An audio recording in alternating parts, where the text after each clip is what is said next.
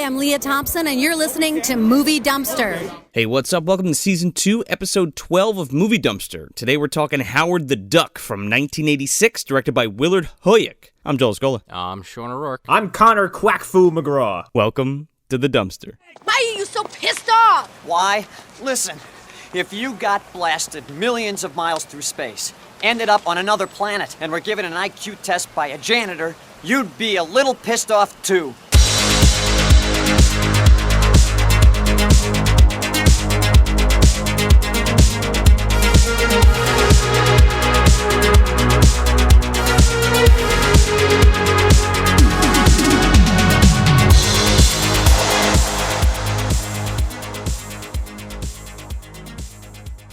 We don't deserve the Avengers. This movie sucks. This is our endgame. This is our Avengers endgame. It really is. Because 90% of the fucking films that we've done on this show have all come to this point. John Hurt drove by in his fucking car and was like, ah! All guns fucking blazing. He collected all the stones. He's ready to go. The fucking car is the Infinity Gauntlet. What are Infinity Stones? What is fucking, is yesterday's target the Time Stone? Yeah. He collected the Infinite 6 garbage movies and threw them in his fucking trunk? Yeah, dude, the fucking Lumen from A Gnome Named Norm, that's one of them. What about the Van Damme Bloodstone? I'll say, what is the stupid fucking MacGuffin they were chasing in Dungeons & Dragons? Oh, the Eye of the Dragon, that's one. There you go. That's just your soul stone right there, probably, maybe.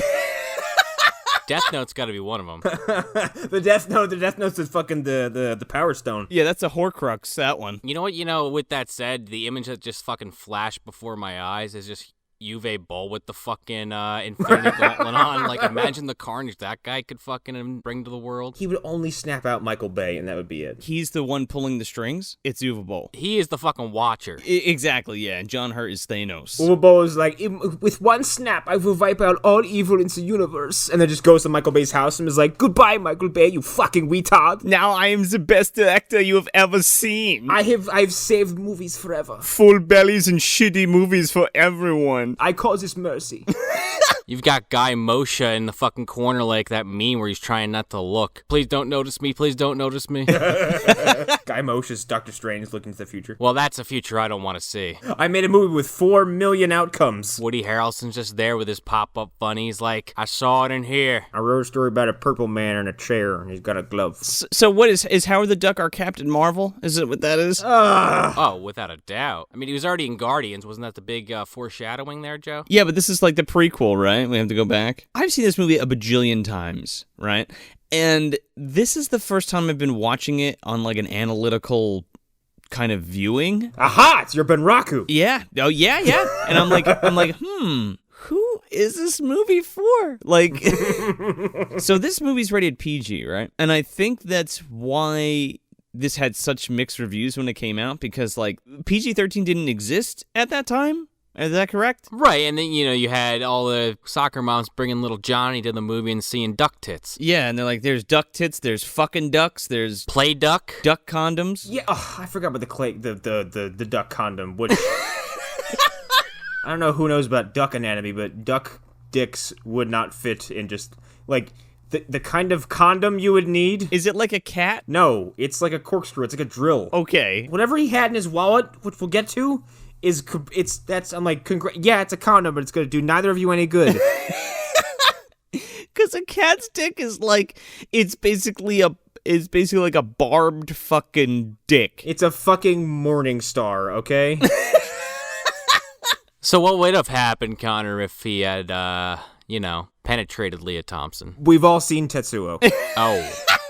Okay. A fucking Avengers assemble, because everything is coming out in this episode. So I pulled up the origin of PG-13. Okay. Red Dawn is the first PG-13 movie ever. I believe it is because Temple of Doom came out, and it's Indiana Jones movie. But, you wouldn't dare give Indiana Jones an R rating, so it's got a PG rating. No, we gotta sell them fucking tickets. Yes, that movie also contains a heart-ripping scene. I'm not sure if there was any other films that contributed to it, but I think Temple of Doom is the big one, which then directly led to Red Dawn getting a PG-13 movie for strong, mildly bloody, violent. How do you have strong, mildly?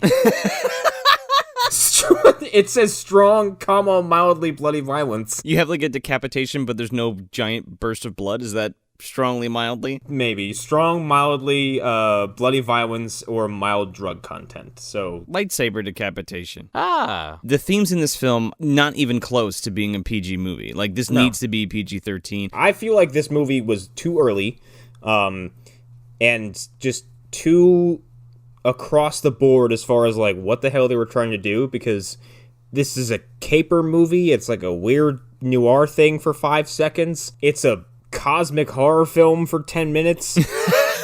It's true. Fish out of water movie for an hour and a half. It's an interspecies relationship for a bit. It's everything. It's just this movie has no identity. So we're what? We're 3 years after Return of the Jedi, right? Yes. We just had 3 successful Star Wars movies, like uber obviously successful films. So George Lucas is like, I like this. No, sleepier. I think I like this Howard the Duck comic. I like this comic about a duck, and I think it would be a good idea if we what do you think? What do you think if we made it? What if we made a Jesus figure? Maybe we do like a noir thing or something. You ever see Blade Runner? But he's like a duck. You ever read that comic book, Willard? No, George. I've never read that comic book. Well, it's like a duck, and he's funny. I feel like this pitch is very similar to what happened in real life. So Willard's like, yeah, that's weird and wacky. Let's do it. So the director Willard and his wife Gloria Katz wrote Raiders of the Lost Ark and American Graffiti. Which is just like crazy to me that then they went on to write and direct this film. Right. Well, here's the thing. Like, I mean, I guess this project started like all projects start, you know, like you have this idea and you have this vision of it and it's this certain thing. And then when you actually put it down into film or what have you, it's just something very, very different. This movie was supposed to be animated, by the way. Yeah. And like, this is not, This is not a Z tier Marvel character either.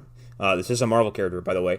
Howard has shown up in Civil War and Secret Invasion, and shows up during Secret Invasion with a hand of a scroll tied around his neck, and he's armed with a pistol, ready to fight off aliens. Yeah, but I would also argue he is one of those characters, like a Squirrel Girl kind of character, where it's like, hey, people like them, but we just break them out occasionally for big moments to be like, holy shit, it's that character. Hey, whoa. Squirrel Girl vexed Dr. Doom with all those squirrels, okay? I'm just saying there's a reason why these characters exist. They're clearly like joke characters put in like super serious situations because it's like shocking. And it's like, oh, how would this weirdo character, work in this real serious situation? Oh, undoubtedly, but he also has been around for fucking ever. That was the whole allure. It was like, this is fucking wacky. Let's do something nuts.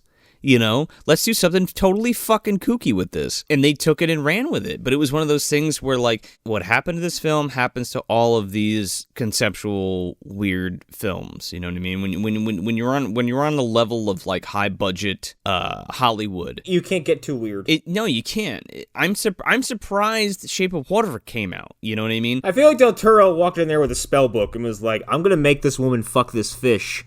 And if you don't let me, I'm going to put hexes on you and all of your loved ones. Oh, absolutely. He's got some fucking... Yeah, man. He's got the fucking curses going on. He's got the Necronomicon in his back pocket. You saw what happened with Howard the Duck. They didn't fuck and it bombed. And they were like, yeah, you fuck that fish, man. You're going to have a fucking Oscar winner on your hands. When you're trying to do like a weird conceptual movie like this, I wouldn't even say it's too conceptual, but it's definitely fucking out there. It's like this oddball weird thing. It's a fucking alien duck man that comes to Earth and, does all this shit. Right. I feel like it's ahead of its time in terms of, like, what they're trying to do here. Yeah. You know what I mean? As far as, like, the effects go and, like, what they were trying to accomplish. I feel like most of the effects in this film are actually pretty good. It's ILM, man. And you got fucking Phil Tippett doing some fucking stop motion in this. Like, okay. But it was full of just shit that didn't work, I mean, like the animatronics didn't work, there was just just a fucking nightmare on set, and the time crunch and everything, and like I totally get that. So you have the studio breathing down your fucking neck, the fucking effects don't work, but somehow they made, like, it's a competent film. Yeah. It's shot well and it's edited well. The sound design is really good. And some of the effects are really good. I even love some of the music in this movie. So to tie this back to all of our in-jokes ever, this movie opens with fucking Howard the Duck, the titular Howard the Duck, coming home to his apartment and just kind of assaulting the viewer with so many different ways of telling you, like, hey, welcome to Duckworld. Yeah, so we're in Duckworld, right? And there's like all kinds of like parodies of like because it's supposed to be like a parallel universe, right? So let's say hypothetically like the duck was the dominant species and not the ape, and it was ducks that evolved. I'm listening. Yeah. Go on. I'm a creationist and I'm feeling blasphemed. Do you have a diagram that only you can see available, Joe? Listen, modern day duck existed with modern day humans and dinosaurs. By the way, this is a movie about a humanoid duck person from a different fucking universe that ends up on Earth, if we didn't say that. Yeah. That's it. That's the plot crunch. That's it until this movie goes off the fucking rails. Yeah, Duckman accidentally gets sucked from his home on Duckworld and spit out into Earth into Cleveland, and then hijinks. But yeah, he's in his apartment, and, you know, it's doing that whole thing where it's like, hey, we're not going to tell you that this is Duckworld, but it's Duckworld because he's got photos of him with other ducks. They even show one fucking picture of him, and he's like fucking Cheech Marin. He's got the fucking, like, pot leaves surrounding him, and he's, like, smiling. Yeah, there's, like, a poster on the wall. It says, like, Breeders of the Lost Ark, and there's, like, a duck in the role of fucking Harrison Ford, and, you know, there's, like, a Humphrey Bogart movie. I forget what the fuck the name of it is, but there's ducks in that. Oh, and there's like a W.C. Fields fucking stand-in, like duck stand-in. Yeah. It all feels like a Mad Magazine gag that goes on for just way too fucking long. It's like, I get it, Duckworld, yep. There's like a copy of Rolling Stone, but it's Rolling Egg. Yeah, there's Playduck. It's a lot of jokes that I would kind of be into if they weren't so rapid fire, like, on the screen. I would take this movie if you spread these references out, but you gave me Rolling Egg, Breeders of the Lost Quack, and Playduck in 90 seconds. And it just shows Howard, he like fucking like plays his answering machine, and his fucking mom is talking to him, and his friend, and some chick. Oh, while all of the In Pursuit saxophone is playing over everything. Wow, wow, wow, wow, wow, wow, wow. Yeah, and he gets a literal fucking postcard in the mail from La Paz from Daniel Baldwin himself. He's got it on the fucking table there. Dear son, I killed your mom. Quack happy. Come down to La Paz. I got money. Dear Howard, I know you're a duck or something, just like I'm a lawyer or something. Does Howard on Duckworld think less of, I don't know, quail country down south? Like, is that what Mexico is? I don't fucking know. Oh, probably. He's like, I don't speak quail. You get this shot of Howard, and, you know, just to paint a bit of a picture for anyone that hasn't seen this film, it is literally like a white duck, stereotypical, like very, very Donald Duck-ish, but like a little bit more humanoid. Honestly, this is like one of my biggest problems with this movie is how fucking just, I'm like, it looks like just a man with a bill in his face. It's all it looks like. It's so not, I'm like, that's not a duck. I don't know what you think a duck looks like. It's weird because he has like fingernails and like pads on his hands. Yeah, he moves too much like a person, and like his eyes are way too expressive for that beak that can't express at all. But then at the same time, like, he walks and he shrugs and his gait and everything. I'm like, it's too human. I'm like, you're not a duck. You're a fucking man in a suit. So Ed Gale's in this fucking suit, man. This is the man who did a lot of the scenes in the first Child's Play and a couple in the second Child's Play. Howard the Chuck. Jesus fucking Christ. Just walks up to some kid. You want to play? You want to quack? Best ducks forever. Fouls to the end. There you go. Oh. That's the Duckworld version of Chucky. Ducklings play. Yeah, so Ed Gale's in the suit, but there's also there's like two other people that play Howard. There was like a 12-year-old kid. I think his name's Jordan Prentice. And then there's a third little person that does some of the stunts. That was a chick, but I don't know her name. And then the puppeteer behind the face was fucking Tim Rose, who did a ton of puppet work on like the Return of the Jedi. And then the voice of Howard is Chip Zien. The voice really took me out of it because, I don't know, like, the suit was one thing, but then I'm like, I have to listen to this very square, sort of nondescript voice coming out of this very strange suit the whole fucking movie. They should have gotten the fucking guy from Critters 2, that guy from the burger joint. Eddie Deason? Yeah, that would have been funny as hell. Hi, I'm Howard the Duck. I'm Howard Beverly! Beverly, hey, Toots. Come here, Toots. How about buffalo chips or a moose shake? Like, at least give him a smoker's cough or something. So, Dig, John Cusack and Martin Short both auditioned for this. Oh my god, imagine Martin Short. I would have taken either of those because, like, Martin Short is a little more over the top and John Cusack is just subdued enough for me to buy it. Sounds like he's falling asleep. Hi, I'm John Cusack. I think Chip's fine. I think it all works together. So Howard's kicking on his couch. He's fucking opens up his fucking brand new edition of Playduck magazine, and he flips on the fucking television, and there's like a fucking... There's these commercials, right? And this is the first time we see like other ducks besides him, and some of them have hair. Yeah. Like actual hair. Howard's all feathers, and he has like ruffles in the front, which are obviously his feathers, but like kind of modeled to look like hair. But then this fucking dude in this commercial has a straight like flat top. I mean, maybe Howard's got the good genes. He's not a mutant. Yeah, it's one of his favorite words. Well, he's sitting there, he's watching TV, and he's about to crank his fucking duck hog. And then fucking Zool from Ghostbusters shows up and drags his fucking love seat through the door. Through a door, through his neighbor's walls, and then through another neighbor's wall. She's bathing, and this is our first and thankfully only encounter with... No. This is our second duck boob shot. Oh yeah, we got some in the Playduck. I somehow missed the Playduck breast because I was probably grabbing my temples going, Playduck! Playduck! He fucking flips out that centerfold, her fucking boobies are hanging out, and he's like, oh, my little airbrush beauty. Why do these things have nipples? What? So you know what they are. They're not mammals. And honestly, putting the nipples on them makes them look way more graphic and unnecessary than they would if they were just feathery lumps. What the fuck? And this is PG. Like, they're still tits. I mean, how much you want to bet Willard Huck was just kind of like, can we get away with this? You want to see if I walk up to someone and say, I have duck tits this movie, and they would go, I guarantee you don't. And he's like, fucking watch me. A wise man once said on the Gnome Named Norm episode, if you want to fuck a puppet, fuck a puppet. Yeah, that's a good point. Whoever said that is a great person. Very smart. Yeah, Howard's chair gets launched through several walls, and then we get the actual villain of the film. Because you don't see it, but we know it's there, and John Hurt drives his fucking car across the skyline, and he goes, ah! Well, he opens up a portal in Thanos' asshole because this guy flies through this fucking purple circle in the space. Like, straight up. He goes right past Ant-Man. Right past Ant-Man. I was like, there it is. There's the fucking Buch-cannon.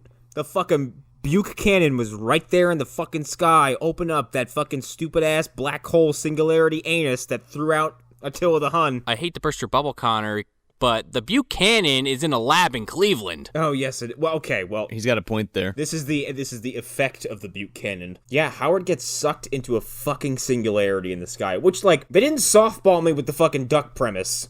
And then I'm just expected to be like, oh, okay, Duckworld, duck tits, sky ass, you're being sucked into a black hole.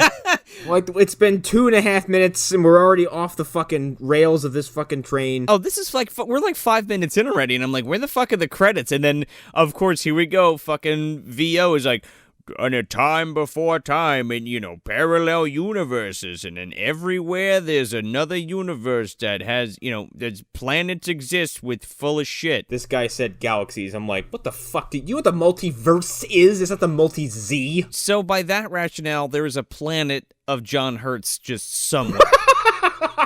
They're all John, like everybody's John Hurt. Oh my god, that's fucking infuriating. So this really, what is it, really like Rick and Morty with the Council of Ricks, but it's like the Council of Hurts? Oh yeah, fucking Morty shows up later, I'll tell you something. Yeah, what is Meshout Taylor fucking Morty in that situation? He's like, cause he's kind of like the apprentice John Hurt. He's in the trunk. I thought you were gonna say, what's his nuts from Uncle Sam? Oh, Jody? Yeah, that kind of lines up. He's evil Morty.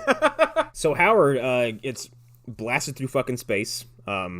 he can breathe. It's a long trip. He's caught in a tractor beam. So he gets fucking yanked through space. It lands on a different Earth, but he lands in Cleveland. He crashes through like a Welcome to Cleveland fucking billboard. And then bounce off a fucking water tower and then eat shit. He should have died like 4 times.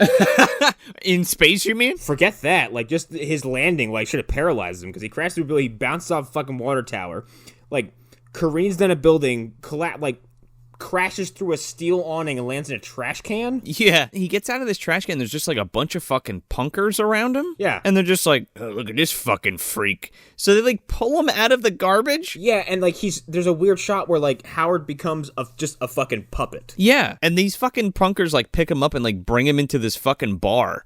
And then we kick up the fucking awesome soundtrack in this. And then we get our first shot of Lea Thompson and my fucking heart explodes and I die. Woo! My God. Because she is amazing. Also in all of her fucking, her teased ass hair and her 80s punk rock regalia, it's amazing. She is so fucking 80s and I'm just like, oh my God. She's like a mix of Madonna and like fucking Cyndi Lauper.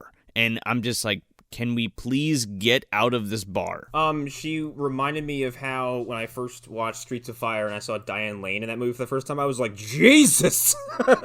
I'm in She love. just reminded me of the mom from Back to the Future. I don't know, is that too obvious? I tried not to think about that during some sequences of this movie. I mean, I've seen Back to the Future probably like 20 times, so it's kind of hard not to have that in the back of your head. What's weirder, watching a character potentially make out with her son or potentially try to fuck a duck? Well, that's the conundrum because like she's fresh off Back to the Future, man.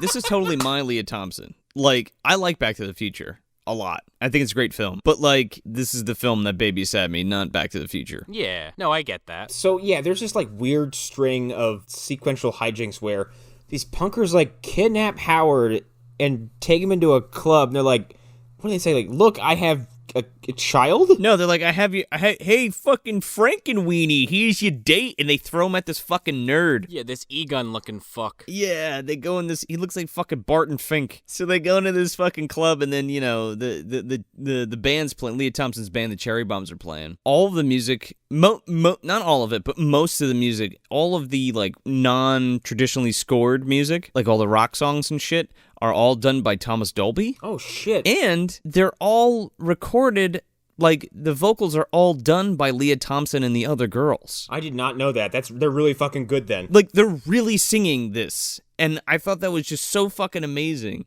And when I met her, I was like, I can't believe you fucking sang all these songs. And she was like, yeah, they almost didn't let me do it. Like, they were like super mean about it. Like, super critical about her voice and shit. Oh. And I think it sounds so good. I think it sounds awesome. Like, again, like, that's one of the best fucking, like, if you walked away with anything from this film, it's the soundtrack, because it's fucking awesome. Yes. So yeah, this weird sequence of events continue. They throw him into Barton Fink, who then kind of recoils in horror.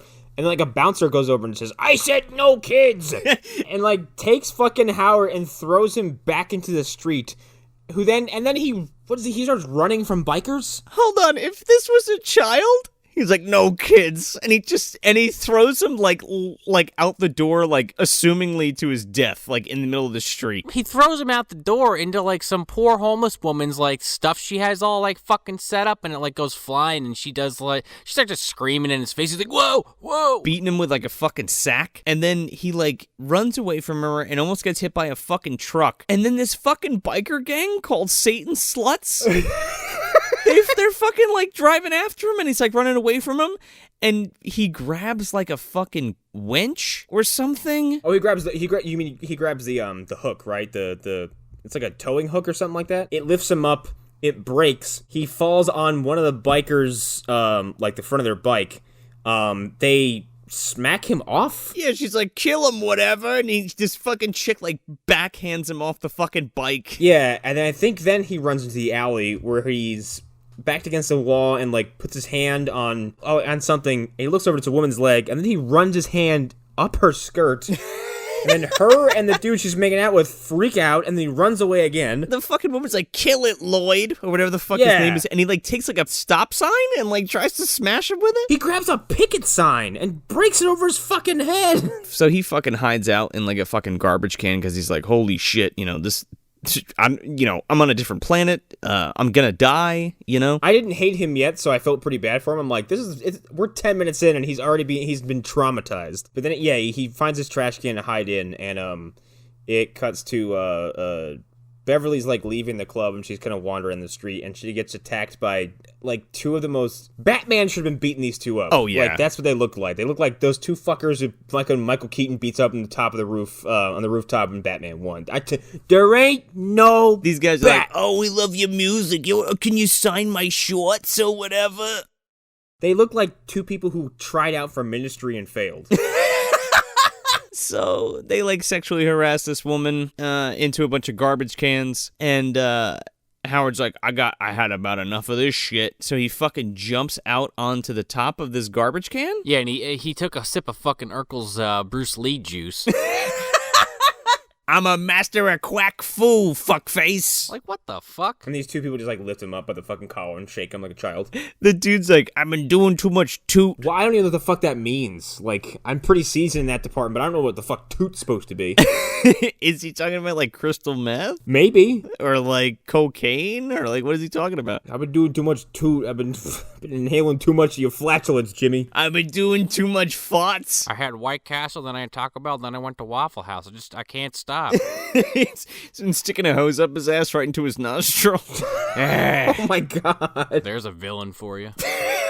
The toot? Yeah, he beats the shit out of these guys and saves Lea Thompson, and you've come to find out that her name is Beverly. Mm-hmm.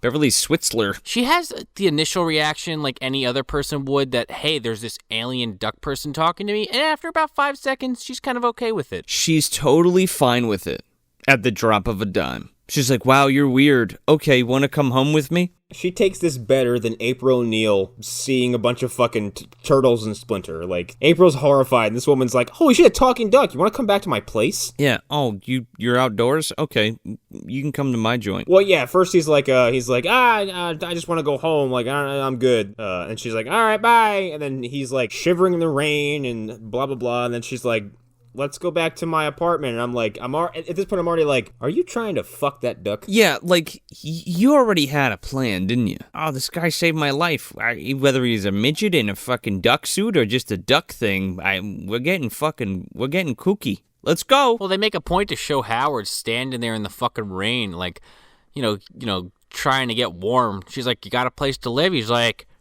from a different universe. I guess I'm just gonna freeze to death. Have a nice night. Yeah, I'm like, all right, you just, like, quit being so indignant, you piece of shit. So Lea Thompson takes him back to her pad, and he's like, this is a real shithole. Of note, she takes him back to her pad after they play this super sappy music for, like, a minute straight of, like, basically some kind of, like, love theme, and then she feels bad and takes him home. It kind of reminded me of the fucking Ferris wheel in Death Note when, like, fucking what's-her-face is dying and that stupid-ass power ballad starts playing.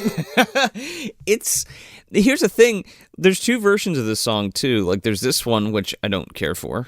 And then there's one that Lea Thompson sings, and it's really good, but it's not on the soundtrack. So, yeah, she takes him back to her place, and, like, it's an apartment building that, like, looks like it should be condemned. Listen, if you fucking tried to buy this apartment now, she's like, this is my apartment, it's a shithole or whatever, I got it really cheap. If you tried to buy this fucking apartment right now, it would cost you like $500,000. It's like this giant ass studio fucking apartment with like brick walls and shit and like exposed beams and stuff. It is decorated to the fucking nine. She has like these like lights hanging from across the thing. Her couch is in the middle of the room with all bunch of shit on it. Howard's like, yeah, it's a piece of shit. Well, I guess the point is that she's right under or next to like a train, and that's why it's kind of shitty. Oh, well, yeah, I get that. She's like, oh, what do you drink? Like milk or something? Want me to get you a bowl? He's like, a bowl?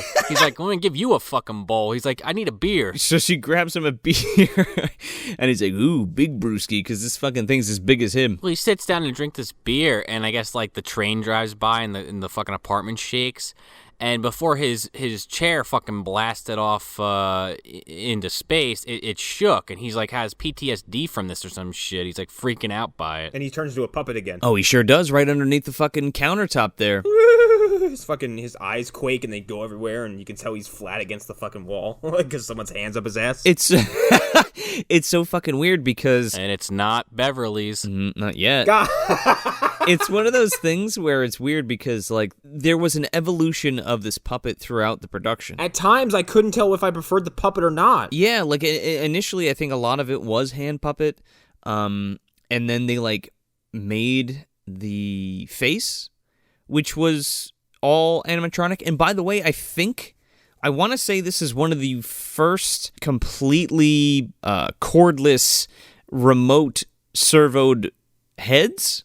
Like that blinks and opens its mouth and is expressive with eyebrows and shit like that. Well, when did the Turtles come out? Because the Turtles, I think, were like the first of their kind too. 1990, but that was the Henson Company. Yeah, because it was something you could attach to a human, wasn't it? Where it was like a full size human, like the suits were a little more complicated. Right. And they did it via radio control. So there was no wires. It was all like battery packs and shit. That, and they were far more expressive, and their mouths were capable of much more complex movements. And you could see that guy's eyes inside Donatello's mouth in that one scene. You saw nothing? I don't know what you're talking about. I did not have nightmares the first time I saw that. Howard's like, I wanted to be a musician, and then my parents were like, too bad, so I became a jingle writer? Advertising copywriter? Yeah. He said he went to medical school for plastic surgery, and I'm like, dude, what are you talking about? And then he's like, yeah, and then I had a band, and then I did construction work, and I was like, I had to go out into the world on my own. It's a shame none of those abilities or talents will ever come up again during the film. Or will they? They were saving that for the sequel. But yeah, and then he drinks a little bit and passes out, and Beverly's already, oh yeah, she picks up his wallet because he drops it, and she like kind of gets, she pulls out a dollar bill, there's a fucking duck bill on it. He says his license is from Marshington, D.C. Yeah. And he's got a Mallard card instead of a MasterCard, and a Blooming Ducks card instead of a Bloomingdale's. And then she pulls a condom out of his wallet, and she goes, oh, Howard. I'm like, you should be fucking horrified, Beverly. It's a fucking Lucy. It's like an unwrapped, disgusting, fucking rolled up finger. It's like it's there for good luck. You know those finger condoms you can put on? For burns? Yeah, that's what it is. For his little fucking weird corkscrew dick. He wakes up. He's like, hey, I can show you how to put that on. With my mouth. He does, and she's like, ah! She runs away. Here's my question. This guy's an alien. He comes from space, clearly. And she's okay with that. Sure, whatever. When you found the wallet that just had a bunch of shit that's like real, but it's like duckified, wouldn't you have some more questions you wanted answered at that point? Yeah, like where exactly the fuck are you from, buddy? Like, like wouldn't that just like blow your mind? Like more so than that he's just an alien. It's like no, he's actually an alien from an alternate universe. Who's your president? What's their capital? Like, what are the other countries like? What is your society like? Was like Planet of the Apes another fucking side of this coin? oh yeah, oh for sure. Dr. Zaius is fucking flying to Earth right now, like in a different universe. He's like, Ducks, what are you, some kind of fucking moron? Dr. Zaius. Oh, Dr. Zaius. Yeah, what, like Howard the Duck's there with Zyra, like trying to figure out how to fucking escape? He's like, oh, Bright Eyes. No, my name's fucking Howard. And then fucking Caesar from the reboot shows up, and he's like, no!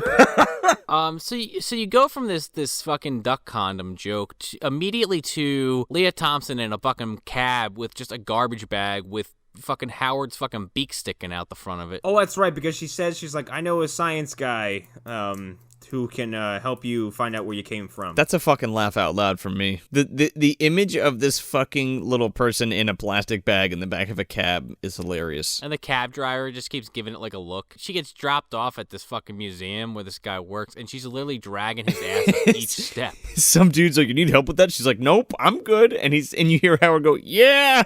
She's like, I have a science friend who I can show you. And she takes him to meet Andy Dufresne. a very coked out Tim Robbins. Good old Phil. He is the most manic 11 out of 10. We probably needed you out of 5.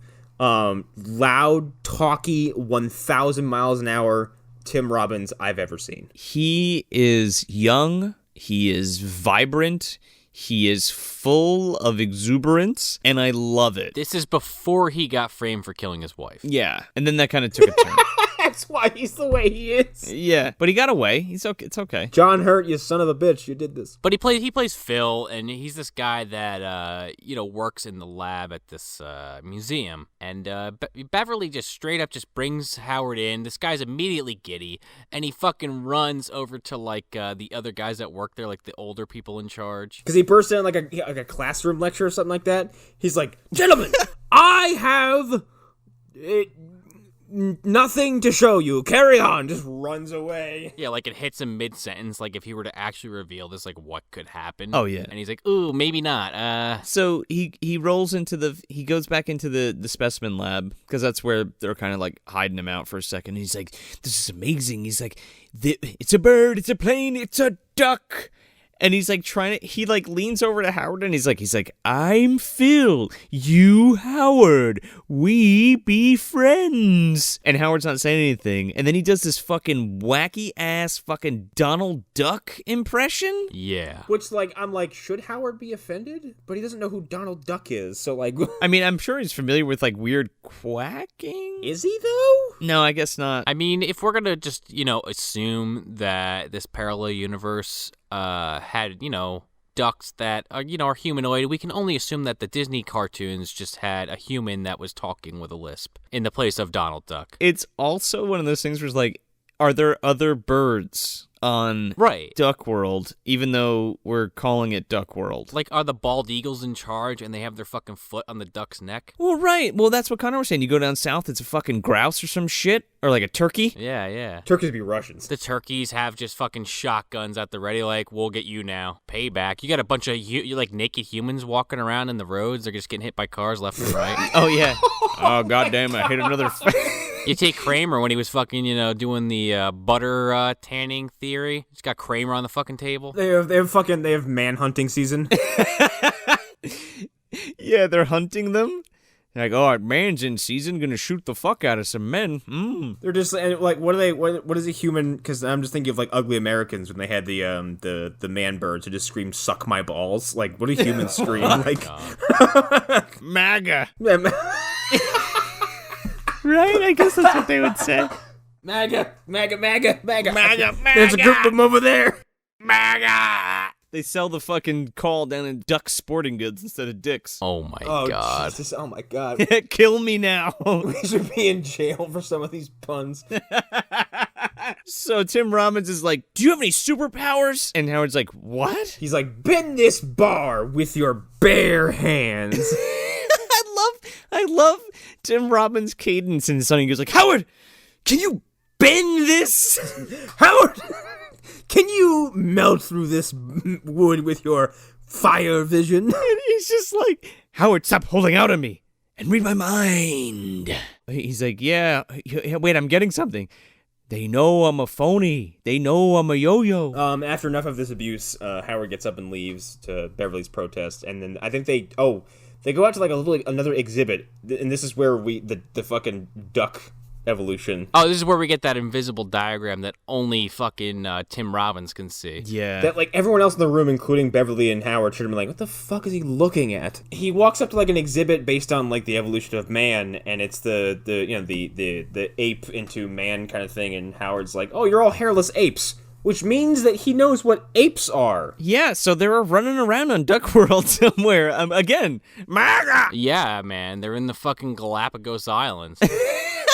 Because Tim Robbins is like, I have a theory that what if the dominant species would duck instead of ape? You got modern duck.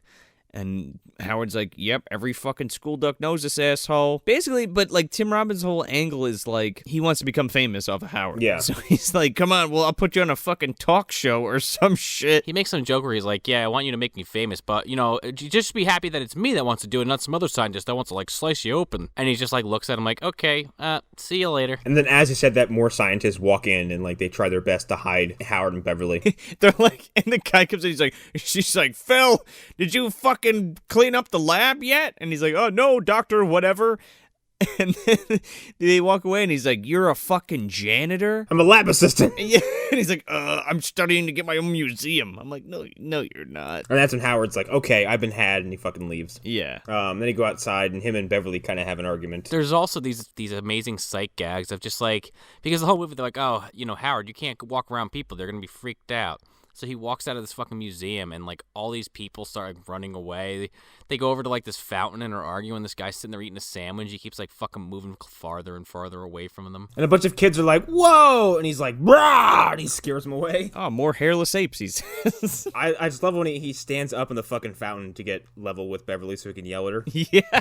I mean, the funniest part about it, he calls everybody a fucking hairless ape, and he only even got that insult because Phil was trying to explain, hey, this is how we evolved, and he's like, huh, all right, gotta pocket that in the back of my mind for the rest of the film. Yeah. Well, I'm surprised he didn't make that connection, because everybody's like, "You're a fucking duck." And he's like, "Well, you're an ape.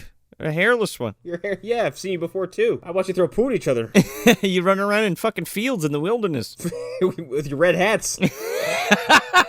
For the life of me, I can't figure out how y'all got them. Got a factory. That's all they know how to do is just make hats. Who taught you guys how to build factories?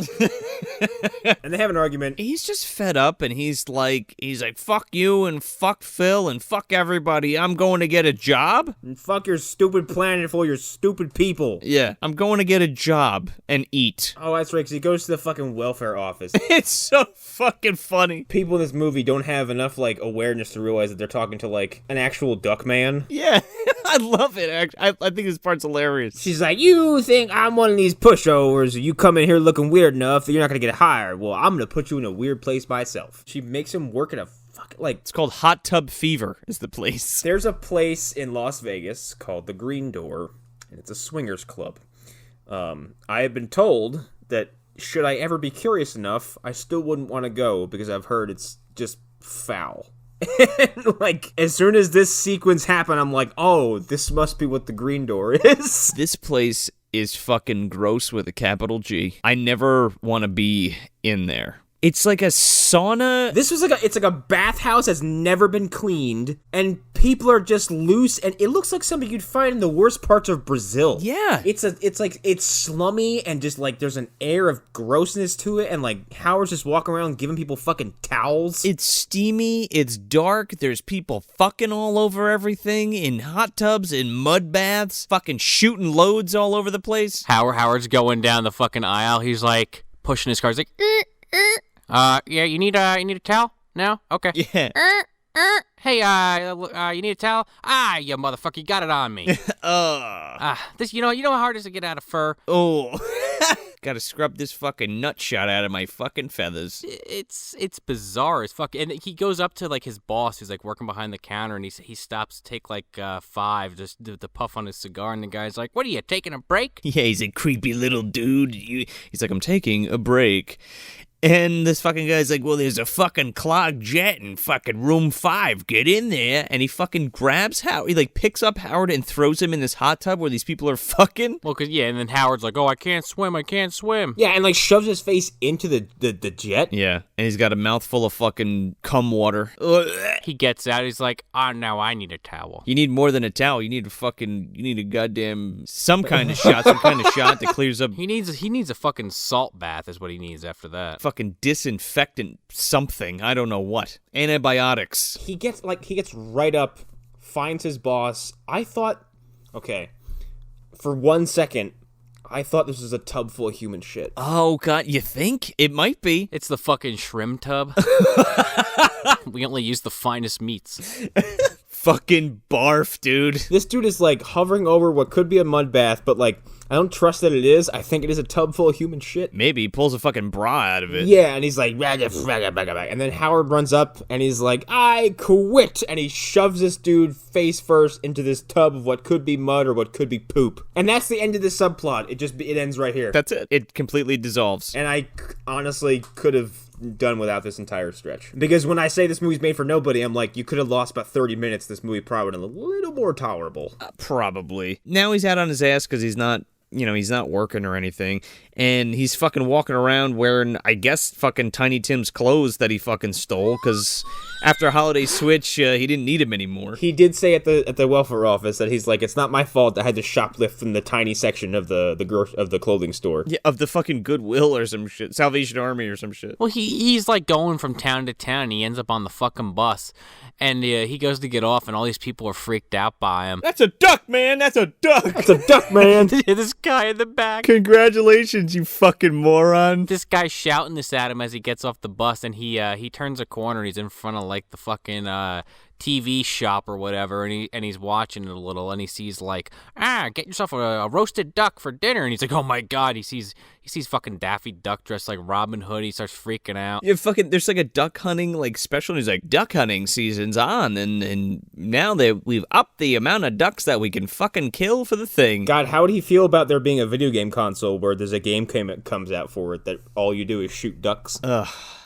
And then there's like this fucking guy in the background he's like, yeah, I care when you shoot a bunch of them fuckers, and it's like bleeped out. I'm like, what the fuck? Surprisingly enough, this scene has a callback later. He's freaked out because like this is the shining moment where he realizes that like he is a food item for us. So he runs away, and he kind of ends up running back to where he crash landed. Yeah, he ends up back in the alley where the fucking dive club is, where Lea Thompson's band plays. And she's singing the sad song that was playing before, I believe. Yeah, the better version of this song she's singing. And he kind of wanders in the club, and after he does, I think it's when she kind of changes the attitude. She's like, this is so depressing! Yeah. Then she kicks up a different tune. While this is happening, does he walk up to the bar, or does he like overhear a conversation between these three scuzzbags? He hears the owner of the club talking to Ginger, who's the manager for the Lea Thompson's band, and he's like, hey, here's your money for the girls, and he's like, if it even gets to the girls, I'm gonna announce my intentions to this room full of people. Yeah, and he's like, they'll get the money when fucking Lea Thompson gives it up. I'm gonna take her upstairs for a little career manipulation. You get what I'm saying? I'm gonna pull my dick out in front of her. I'm gonna clean up pipes. Blah, blah, blah, blah. Fucking walking fart this guy is. Yeah, I guess it's supposed to be like a dive bar, so it's like kind of playing up that all these people here suck. Oh yeah, no, for sure, they're scumbags. So Howard hears it, and he orders a drink, and he basically confronts Ginger, who's the manager. He goes like full Christopher Walken from fucking Joe Dirt and these guys. He's like, hey, you're doing my friend a wrong. You do it again, I'll stab you in the face with a soldering iron. And he does, sorta. Kind of. Ice pick. Yeah, he that was horrifying. He overhears Ginger, and he's like, you're gonna give those girls that money, or I'm gonna go Quack Fu on you or something. Fucking, and then Richard Edson is in the scene. Richard Edson is Spike from fucking the Mario Brothers movie. Oh my god. The guy with the mustache. Oh my god, I knew him from somewhere. Yeah, and he throws Howard down the fucking bar. Yes. So Ginger's like, I ain't giving you shit, and then fucking Rich Edson fucking picks up Howard and throws him down the end of the fucking bar. And he slides all the way down the bar off the end of it. Pops up with a fucking Kilroy shot, okay? Like, you just see his hands pop up, and then his fucking beak and his evil-looking eyes pop up from above the side of the bar. And then he hops on top of it, runs down the fucking bar in what should be the most distracting thing a human being would ever lay eyes on. Like, oh, Daffy Duck is running down the bar. I just said those words out loud. And then just like, he starts beating the fuck out of these dudes. I can't remember how he communicates it to like, but the bartender hands him a glass bottle, which he then smashes on one of them's face, and the bartender's like, yeah, son. Like, just fucking nods. He fucking punches Rich Edson, and then the bartender hands him a fucking bottle, and he smashes this other fucking dude, and he's got, I can't even fucking do it over because it's a podcast, but it's great. He makes a face like, yes, queen. Like, yeah, pretty much. He's like, oh, that was so good, with a fucking cigarette in his mouth. He's like, ooh, yeah, and then just goes back to tending bar. Like, Ginger like grabs him and like slams him down and like goes to stab him with this fucking ice pick, and he like dodges out of the way, and then somehow gets the upper hand, and then like goes to stab him with the ice pick and fucking puts it right through his earring. And he's like, listen, you're going to give the girls the money and you fucking resign as their manager. And he disagrees. He's like, oh, I noticed you only have an earring in one ear. Let's even you up. And he goes to stab him again. Yeah. And that's when he caves and gives him the money. And I believe he gets a standing ovation while the girls are like, what the hell? Nobody likes music. Let's just leave. Yeah, he's like, I'm going to bite your face and I got space rabies, so you better get the fuck out of here. Oh, yeah, space rabies. And he starts yelling at everybody, space rabies! So he gets the money and he goes backstage and he goes to see the girls. And fucking Holly Robinson is there from Hanging with Mr. Cooper. That's who I thought that was. Okay. Or at least she looked familiar to me right away. Yeah, so Howard walks in and they're like, oh, you're really a duck, huh? That's crazy. Okay. And then fucking Tim Robbins shows up and he's like, I got pizza. Howard's like, how'd you get back here? He's like, I'm dating one of them. I'm fucking the drummer. This never gets brought up again until the end of the film. I think it's so funny because he's like, no sex right now. I'm doing science or some shit. Oh yeah, because then doesn't he offhandedly mention he's like, oh yeah, I might find a way for you to get home, and just starts eating. Yeah, well, yeah, because he mentions that one of his colleagues, is going to call him. I thought there was going to be a gag here because Howard goes to grab some food or something, and Tim Robbins puts his hand over a foam container. I thought they were leading up to Howard opening this thing up and seeing little wings. Oh, we get something later with that. Yeah, and I thought that was going to... And it never... Because, like, Tim Robbins immediately puts his hands on them. I'm like, oh, is there a sight gag coming up with food? Because I would actually like that. Tim Robbins, he has all these theories that, oh, you've been here for a millennium and you were frozen and you unfroze and now you're here. And he's like, oh, okay, buddy. I'm pretty sure I was awake when I got here. He's like, I already fucking told you how I got here, dumbass. And then Tim Robbins fucking... He's like, I figured it out. I'm gonna go meet, I have a meeting with my colleagues and blah, blah, blah. And he's like, I just need a feather. And then he pulls out the most horrifying pair of tweezers I've ever seen. They're gigantic for like pulling a fucking splinter out of a fucking Bigfoot's dick or something. I'm also wondering like why Howard's like resistant to this. Because he's like, I need one of your feathers so I can go match it to another feather. Right, because his colleague called and said they have one that, if we can match them, we'll talk, essentially. Right, and like Howard's like, I ain't doing that. And I'm like, it's just a feather. You molt all the fucking time. It's like asking for a piece of hair. Sure, have one. I'm covered in it. Yeah, exactly. Take it out. Take more of it. So he ends up pulling it out of fucking Howard's ass. And he just, like, runs off with it. Yeah. And like, are you okay? My pride. You're fine. Quit complaining. So, yeah, they go back to Beverly's apartment, and it seems like their little argument from before is now almost inconsequential. And she gets back to the house and, like, almost immediately starts undressing. She's straight up in her drawers in this scene. Yeah. And, is like, whatever, Howard, come to bed. And he's like, what? She's like, you hurt me. Get in bed. And he's like, I beg your pardon. He's like, I want to go home. He's like, but I have come to appreciate the female human body. Yeah, he's like, I'm ready to go if you are. And he fucking jumps in this bed. He's like, I came ready with protection. I'm gonna get my wallet. She's like, I know, I pulled it out before. Give me that corkscrew. He just goes, well, you do realize it's like a literal corkscrew. That's, the way our anatomy works. He's all with it. He's like, yeah, so you want to make it happen or whatever? And she's like... But then she's extra into it, and he's like, oh, God, you're weird. No. Well, I think she could tell that he is just, like, playing it up to try to look cool, so she, like, just fucks with him for a hot second. I don't know, man. She's about to, like, take off her shirt. Well, she puts her hand on his fucking chest, and his fucking hair goes up. It looks like a goddamn mohawk. I was real mad because I wanted him to keep that look through the rest of the film. I'm like, he looks better, keep it. He's got a mohawk. Yes. He's got boner feathers on his head. Like a cockatoo or some shit. Yeah. So Lea Thompson's like, just kidding.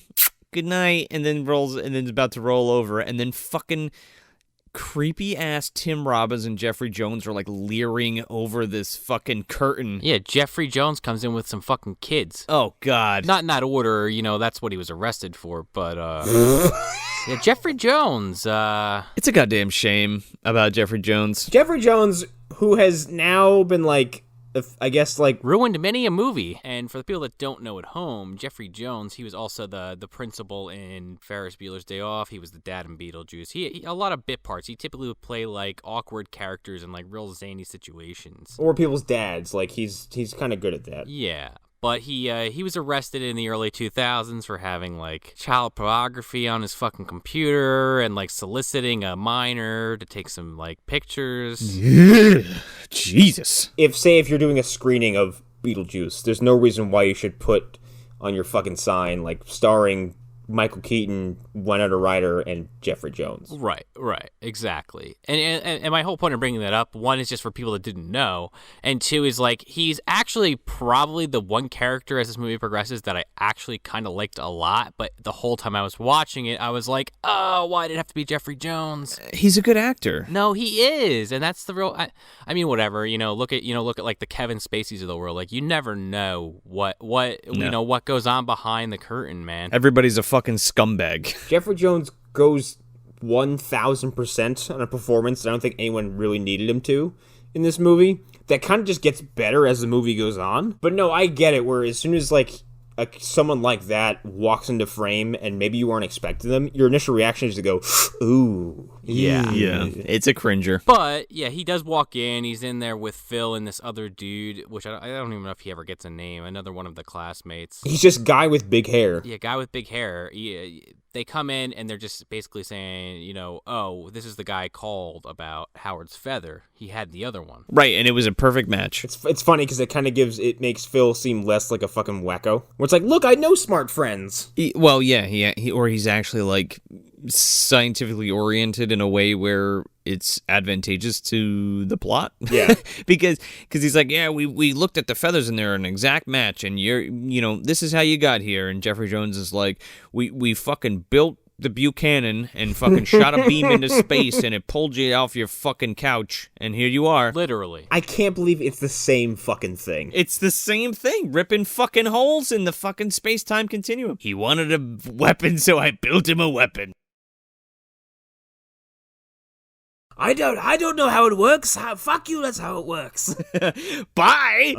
But then they're like, we have your feather, this is how you got here, come with us, we'll show you how it was done. Oh yeah, because Jeffrey Jones is like, maybe we can send you back, but we have to go right now because the fucking planets are aligned or whatever. I feel like this is when a completely different movie just steps in and goes like, hi, the movie we're watching is done now, and this is now a sci-fi horror film. They get to this facility, and there's no guard, and Tim Robbins, like, the whole time is like, I don't want to do this, and I want to send him home because I want to make money and fame off of the Duckman. Ka-ching. Yeah, fuck his life, I guess. Yeah, fuck his life up, whatever. And the one dude's, like, driving with him. He's like, there's no guard, just drive. And I'm thinking to myself, like, this is, like, a super high-tech facility with, like, this one-of-a-kind fucking space gun thing, laser, and there's no guards at the front? There were guards, but John Hurt showed up with his fake mustache and glasses and said, you all can take the night off, it's fine, just leave, go.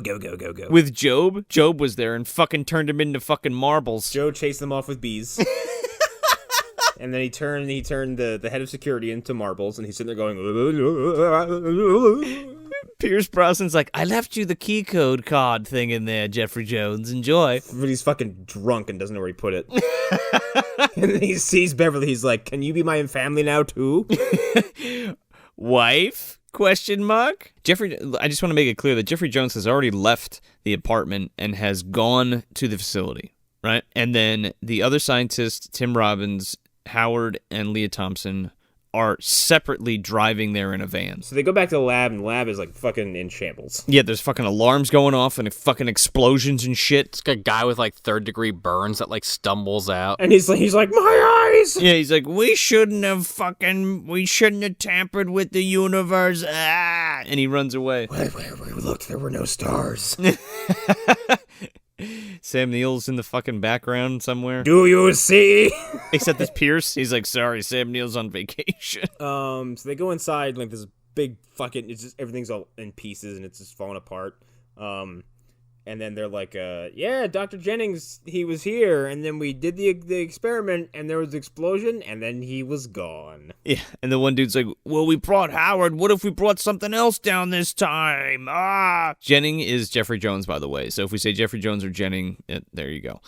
He's MIA. The cops show up. The cops show up, headed by the cop from CSI Las Vegas, with a full head of hair. Oh, no. Yeah, I recognized him I can't remember his name, but he's from CSI, the main series, and was on there for like 15 seasons. Yeah, the cops are there, and for some reason, the cops are in Cleveland are dicks? There's clearly some social commentary on the police in this film. Oh god, yeah, because they are trigger-happy shitheads in this film. But like they like have Howard like immediately isolated and start questioning him without Beverly. Dude, they strip search him. Well, yeah, this dude walks in and he's like, all right, get the man out of the duck suit. And these two dudes tackle Howard, much to his horror. Yeah, Kaminsky's in there, and he's like, strip him. Yeah, take his clothes off. Yeah.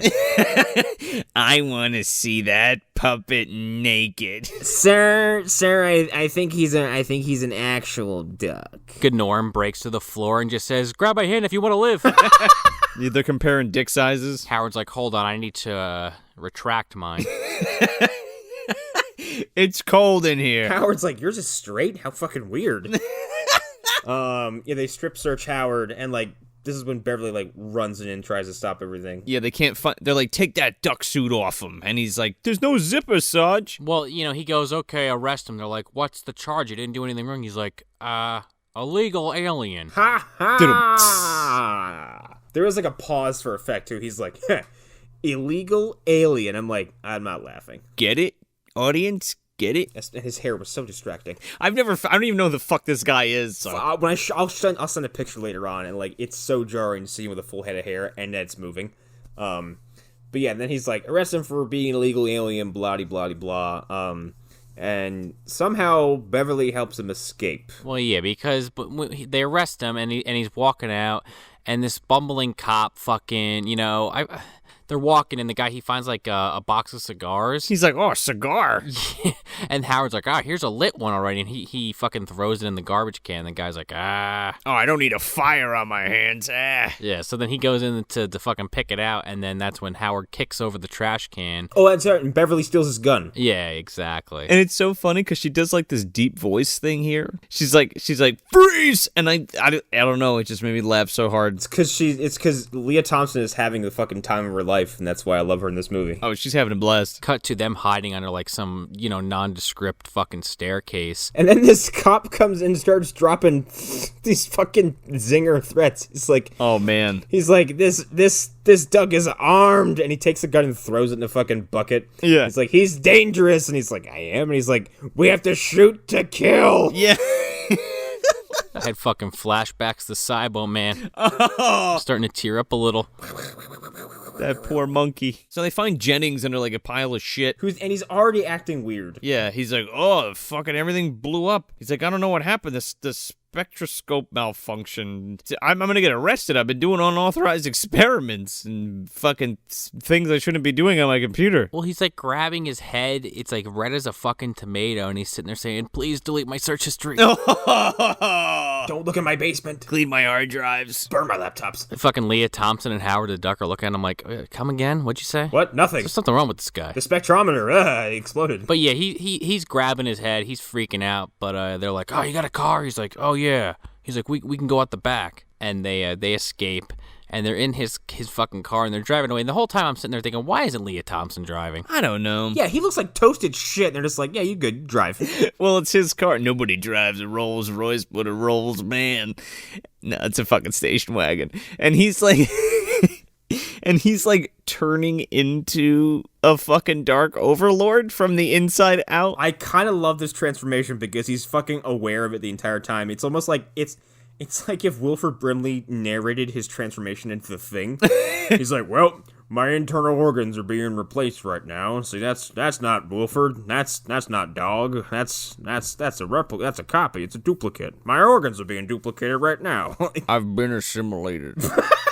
I'm no longer Brimley. I'm a copy of Brimley. I mean, what? I'm not an alien. You can let me inside. But you've got to add that additional wrinkle of Wilford Brimley doing all this while driving a car while grabbing his chest in pain. Oh, man, he's getting fucking straight Edgared, man. It's a fucking Jeffrey Jones suit at this point. He's like, my internal organs are being consumed and duplicated. And at some point he goes, I'm dead. Basically. Yeah, he just vocalizes. He goes, well, I'm dead. And then he's like, I am now a dark overlord. There is no Jeffrey, only Zool. Yeah, I guess this region of space is actually kind of pulled from the comic. The Summonus region? In the comic, he is abducted from his home planet and dropped in Florida by the demon lord Thog the Neverspawn, overmaster of the Summonus, the Dark Domain. Yeah, that's what it's called, Summonus. They call it the Nexus of Summonus. Yeah, the Nexus of Summonus. So when I saw that, I was like, I can't believe like that was one of the details you decided to preserve. Well, they stuck pretty close to the books, apparently. Honestly, I kind of wish this was just the whole film. Yeah. Because the whole opening stretch, I could have done without most of it, because this is kind of when I was like, I'm hating this less and less as this develops. Well, it's the getting to know you bullshit, and I guess that's what Willard and Gloria were talking about. They were like, yeah, we didn't even want to like show all of that. We just wanted to go like right to Earth. You know what I mean? And then Jeffrey Jones' performance, the rest of the film, is just him slowly turning into a Ghostbusters villain. He looks like the library ghost at one point. He looks like Janosch at some point. There's some Vigo shit going on. But then at some point, he just turns into fucking Dr. Wily. Like Dr. Wily meets Eggman, like no kidding. Jeffrey Jones drives all over the fucking street, almost crashing into oncoming traffic, into trees, into fucking signs.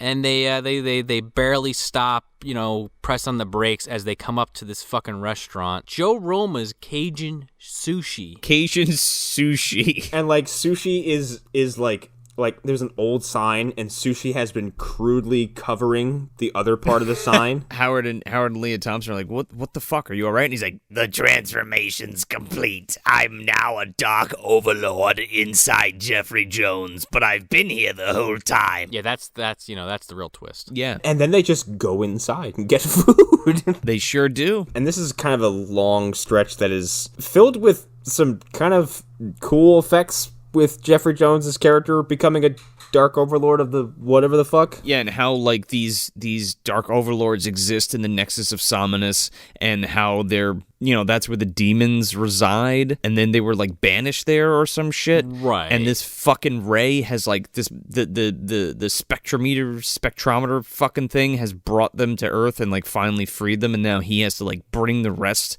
of these dark overlords to Earth to fucking destroy it. Right, but they also need like a human host to grow out of. Right. So what you're saying is that comic book movies have been doing the same bullshit fire the shiny thing into the sky climax for 30 years? Forever.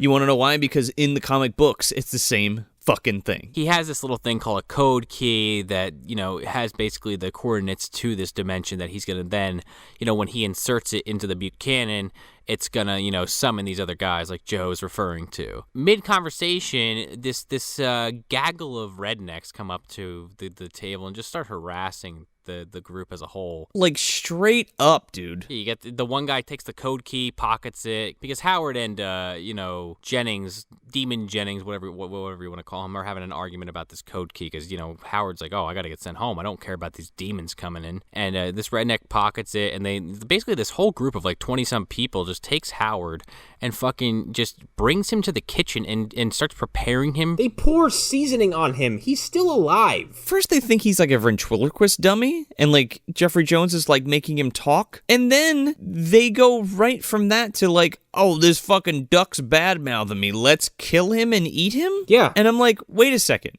you fully believe that this is a walking, talking duck? And you're just gonna lay him on a table and like just throw seasoning on him and start cutting off pieces and just eating them? Like, what is your process here? What if it was a person in a suit? What if you all get salmonella, space salmonella? Or that too, yeah. But they don't even think twice about it. They're just like, yep, put him on the fucking chopping block, gonna eat this duck's dick off. Tie him down and get a cleaver. The sushi chef from the back. He's got the meat cleaver like right to his neck just about. So then Jeffrey Jones goes full fucking Palpatine. Oh my god. He goes like, okay, like every time his eyes lit up for this fucking whatever the fuck he does, he looked like Janosch from Ghostbusters 2 after he goes to Dana's apartment. Yeah, with the fucking eye lights. All these effects are fucking beautiful. Yeah, they're really awesome. It's like a mix of practical with the composite. Yeah, because like as minutes go by, like Jennings is looking just worse for wear.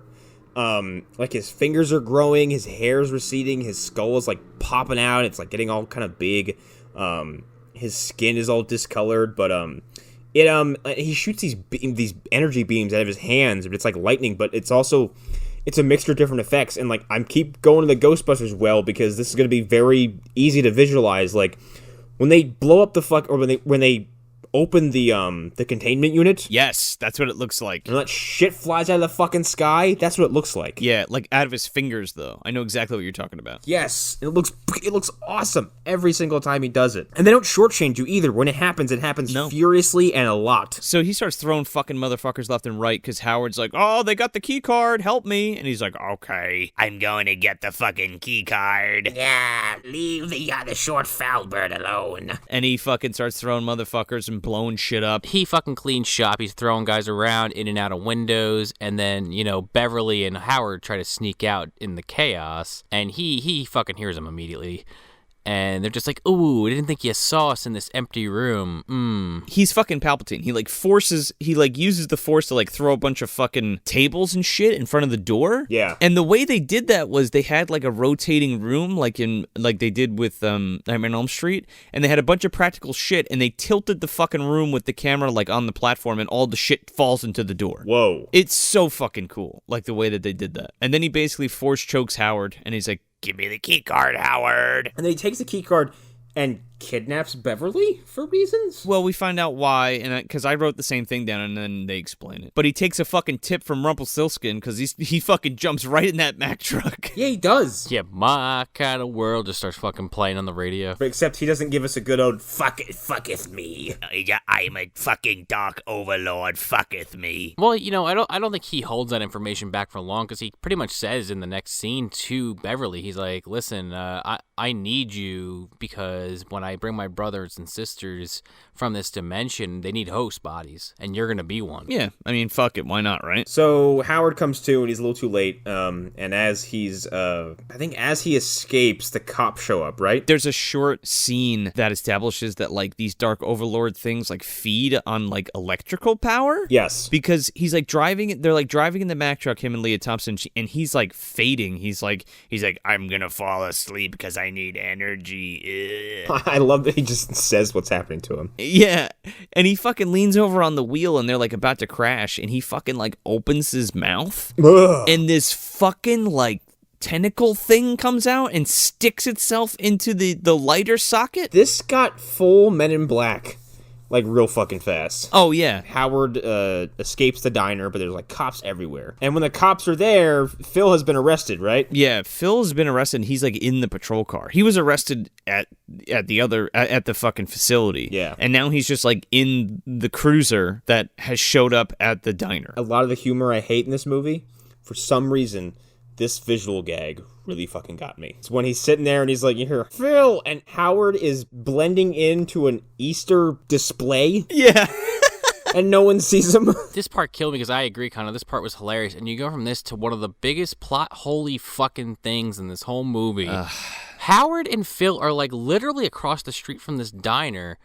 And Phil's like, hey, look. This guy's got an airplane as a weekend hobby. We can just finish it and fly out of here. He's first Howard's let's steal a cop car. And he's like, nah, too conspicuous. He's like, well, let's get a cab or another car. And he's like, nah.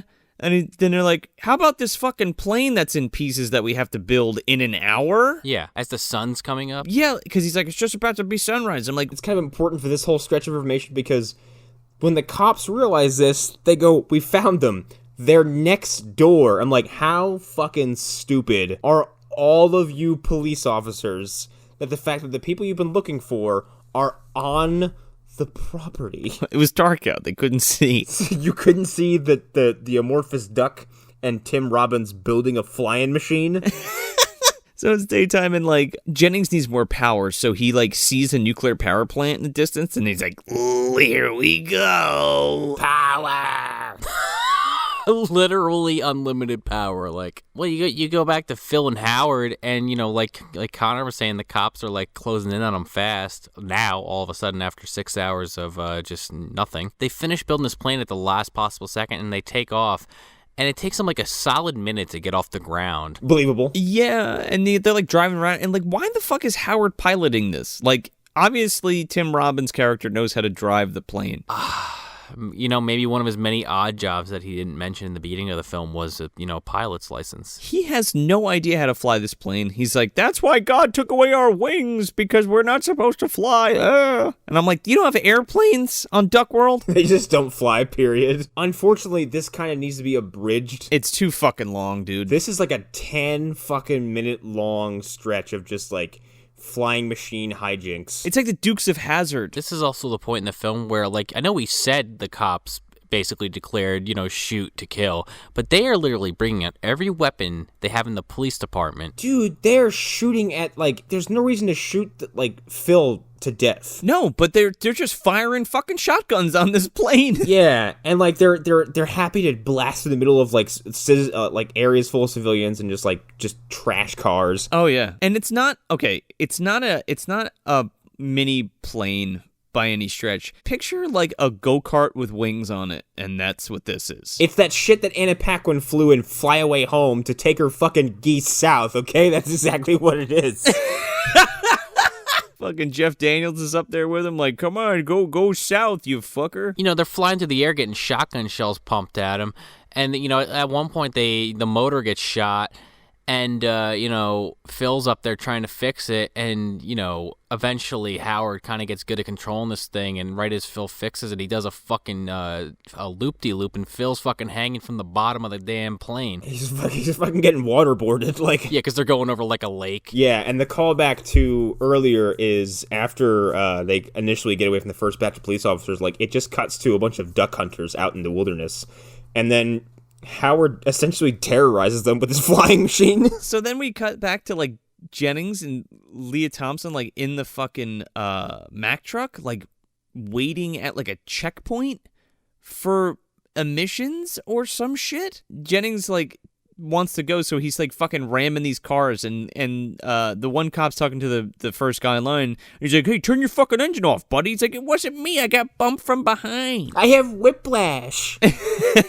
I'm showing. The cop runs over back to the fucking the Mack truck, and he's like, hey buddy, he's like, turn off your engine, Jack. And he's like, My name is not Jack. and then he fucking shoots him with his fucking finger laser and fries this dude. Well, because right before that, there's that scene where Jeffrey Jones goes into this power plant, and he even though he like breaks through the front entrance with the Mack truck and has Lea Thompson tied up in the Mack truck, he's just like walking around getting like a fucking tour. He has a fucking hard hat on and is among a tour group. Oh yeah, it says visitor on his back, and yeah, and he's like, the guy's like, and this fucking power plant puts out 1 trillion volts of whatever, and he's like, 1 trillion volts. and he's like, yeah, how about we all get some coffee or something? Meanwhile, he goes and just like literally goes into like the place where all the power's kept and just like walks in. He literally opens a containment unit. Yeah, he walks directly into a nuclear reactor. The power plant has all the alarms going off. It's like a nuclear meltdown, and they all come rushing in the hazmat suits,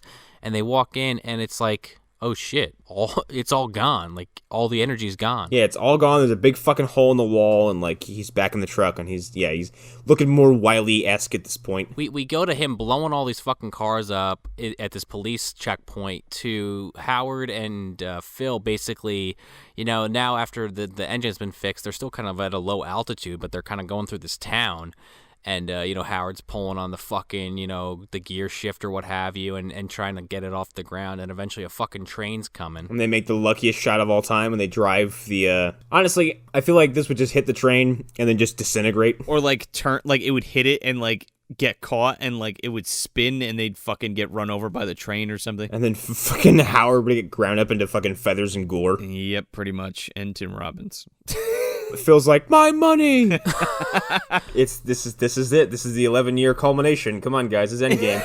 It's 20 films. Yeah. So as we're alluding to, there's like basically this one cart on the fucking train that has like an open spot in it, like a window essentially, and they fucking somehow fly right through it, no problem. Yeah, but now they're not airborne anymore. Now they're just a go-kart. And then I guess like they're about to arrive at this lab. So Jennings is back there, and he's making all the preparations because he's gonna bring the fucking Dark Overlord down into fucking. He's calling Cthulhu, dude. This is some fucking Doom shit, man. Oh, I know. This is the part where as Jennings is trying to basically basically cause the apocalypse by calling in these other demons.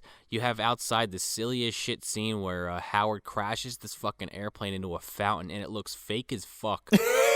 There's legs they're bending in ways that they shouldn't, like all kinds of places. Both Phil and Howard in that regard. They crawl out of the water, and then Phil's like, "Oh, I'll take it to the weapons fucking armory." Yeah. Okay, well, here's a confusing thing, because they walk up to this room where Phil's like, "There's something here to totally help us." It's like, "Oh, it's locked. Oh, the access code." And then Howard roundhouse kicks the door open? He's a master of Quack Fu, man. Fucking kicks that shit right open. I didn't know he was that strong. And then, like, they go in there and, like, there's this fucking, like, BFG, for all intents and purposes, that is stuck behind a cabinet or a cage with like a big Acme lock on it. And so like they're kind of cutting back and forth between Jennings being like basically they're coming. Yeah, he's got Beverly tied down. So yeah, they eventually get this lock off the fucking door and they strap it to a fucking like what is it, a golf cart or a maintenance cart? It's like the thing in Austin Powers, man. Looks like a goddamn Zamboni to me. Like fucking Zamboni. They're literally driving a Zamboni around the rest of the film with this fucking Gatling laser gun on it. It's like just crudely attached to the side of it. But it's proportional for Howard only? Yeah, it looks like a turret. Well, and somehow it has a fucking Jeopardy clicker attached to it so that Howard can grab it from the front. Yeah, very true. But I guess they could have set it up or like rig it and like somehow they put it into like, I don't know, like autopilot and it just starts fucking driving around this fucking laboratory area, like just crashing into shit. Yeah, they don't answer in the form of a question and they press the wrong fucking button and this thing just fucking goes flying around the fucking lab. Alex Trebek comes out from a corner and just shoots fucking Phil in the head with a magnum. Howard gets back on this fucking thing, and Jennings kind of is like, "Let's dance" or something. And then he fucking force lightnings Tim Robbins, and he like holds up a fucking satellite dish and like deflects it, yeah, but still gets his ass burned. This thing was blowing cars up minutes ago. You're telling me some fucking random-ass satellite dish is going to deflect this guy's electric attack? Adamantium. That's what it's made out of. It's made of vibranium. His nuclear attack. Let me rephrase that. The guy absorbed a fucking nuclear power plant. A vibranium satellite dish. The most versatile substance in the world, and you made a frisbee. You made a satellite dish that reflects dark Overlord shit. It reflects someone's fucking limit break. I mean, to be fair, it does, Phil's in the corner with his fucking hair his hair's all standing up and shit, and he's like burnt out, literally. I kind of like that, because he's like, "Sure, Howard, wherever you want, do what you want," and just passes out. Or he's like why don't you try the seatbelt? Passes out. And then Howard kind of gets to this fucking thing. This is the moment where I was like, okay, I don't hate this. They have a fucking beam struggle. Oh, they do. They sure do. Like out of Dragon Ball. Yeah, they kind of do. Kind of being the key word there. This is somehow better than Dragon Ball Evolution's beam struggle. Yeah, that's a very low bar. Like so low an infant could crawl over it, but okay. It looked like, where it didn't look like two blasts of freshy mint air just kind of colliding with each other. It totally looks like two positron colliders fucking crossing the streams here. Like, it looks like Howard's beam is like overtaking like fucking Jennings' little like force lightning, and then just this explosion and you can't see anybody. Jennings is gone. I look for Howard and he's fine. He's kind of under some debris. And he's not under some debris yet. He's kind of like, he walks out from behind the Zamboni. He's like holding his head. He's like, "You did it, Howard." And then him and Phil go to get Beverly, and then you hear some noise, and then Mikey from Men in Black pops out from the fucking rubble. Well, Jennings is on the side, and he's like, oh, I'm back to normal now, but the evil's still here. This confused the fuck out of me, because I was like, didn't that thing consume your organs and then kill you? Yeah, and it's also one of those things where it's like your body was exposed to radiation, like technically all of your organic tissue should be like melting off of you, and then like Jennings should be a fucking puddle. Yeah, man. He should go full fucking Edgar and fucking rip off that Edgar suit, and then there he is. Yeah. So he's there, and he's again doing anime speak. He's like, "Oh, the evil is outside of me. I must have purged it from my body." Oh. Yeah, and then like the fucking Dark Lord, the Overlord final form pops out of the fucking floor. Yeah, man. And it's one of the most beautifully rendered and animated practical effects I've ever laid eyes on. You have the master. If Ray Harryhausen was the master, right? So there's three. There's Ray for me. There's Ray Harryhausen, the Kyoto brothers, and Phil Tippett. This puppet is fucking. Phil Tippett is bringing us this puppet, and he's fucking one of the best stop motion animators and like creature creators. This had some of the most like seamless stop motion animation I've ever seen, because this puppet moved and didn't look like any frames were missing. There was no choppiness. Like, every part of it moved. It was crazy articulate, and it looked like it fit right there on screen. Oh, it's gorgeous. It's gorgeous. And then combined with that, it's still doing its fucking eye laser force lightning bullshit thing. This thing kind of looks like if like Monster in the Closet like fucked a scorpion. It looks like Mikey from Men in Black. That whole front face looks like Monster in the Closet, though. It's like a literal Resident Evil boss. Pretty much. It is. It's so fucking big. So then Howard like finally fucking puts his superhero shoes on, and this thing like paralyzes Beverly and Phil with like more of his weird force lightning. Yeah. With like some extra staticky effects to it. He Vigos him. And then it also has these fucking tentacles that pop out of its lobster claws that also look great. And it's like reaching across the room, pressing buttons with one, and grabbing Howard the other one. And then Jenny throws him a fucking bone saw or something. Yeah, and Howard grabs it and he goes, slice salami! And he fucking cuts this thing's tentacle. But not before it initiates the laser. So now in T-minus 4 minutes, we're going to have some more fucking Dark Overlords hanging out at the party. Yeah, who will then run in space. Yeah, Howard is, he gets away from this tentacle thing, and he gets back on the Zamboni, basically.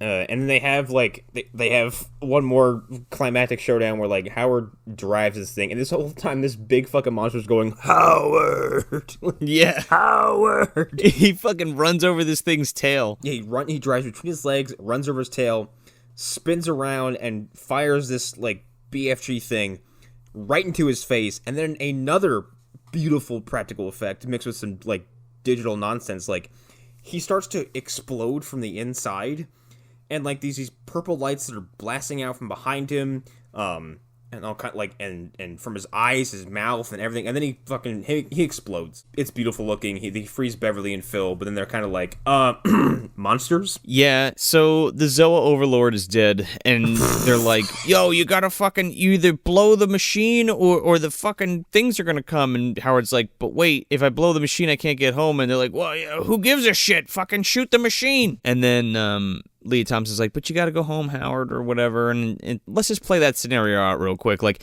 he doesn't blow the laser, right? And there's 3 more of these fucking things coming down the pipe. Just shoot him. You think so? You just took one out with one fucking bullet. Yeah, I guess you're right. Just let the 3 of them come through, and even if you fuck up, just leave and let the army take care of it. They're not as strong as they act like they are. Yeah, but they are pretty fucking nasty, though. I mean, you know what? We're getting real hypothetical here with Howard the Duck of all things, but I know, but like they can be real OP if they want.